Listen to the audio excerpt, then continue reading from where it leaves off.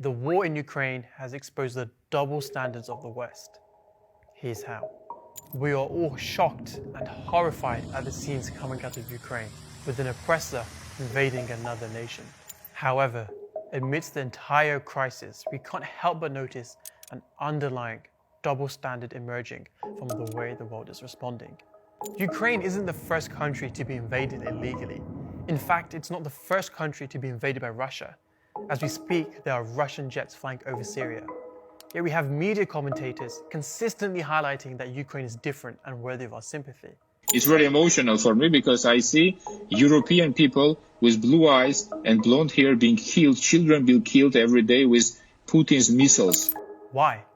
Because they are civilized, European, Christian, and have blonde hair and blue eyes? You know, this is a relatively civilized, relatively European. And this is not a developing third world nation. This is Europe. These are Christians, white.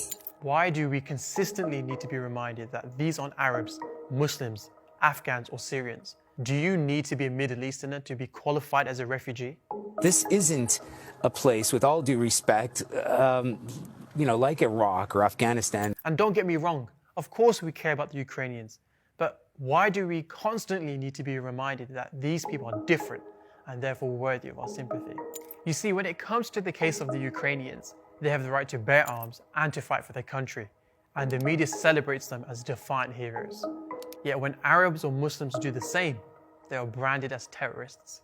Why is it that the Ukrainian Defense Ministry is allowed to teach people how to make Molotov cocktails in their fight against the oppressor, but Palestinian kids from the tender age of 10 are criminalized by the media and imprisoned up to 20 years for throwing rocks at their occupiers?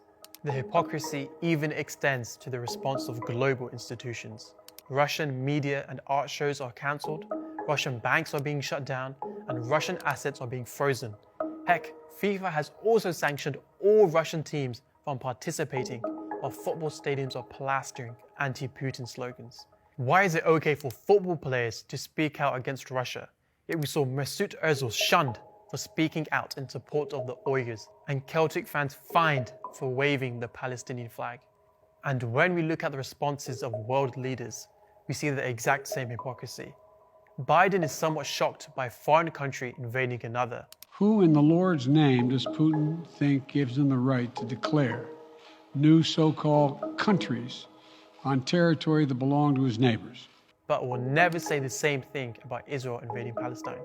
Boris Johnson is praising the resistance of the Ukrainians, but God forbid he say the same thing about a Muslim resistance. They are fighting back, perhaps with more effect, with more resistance than the Kremlin had bargained for. Obama has passionately spoken out against the actions of Russia and the need to impose sanctions. But where were the sanctions against US bombings against Iraq and Afghanistan? This isn't about whataboutism or what about the oppressed Muslim countries. We are not trying to deflect attention from Ukraine at all. But I'm left asking, why the double standards?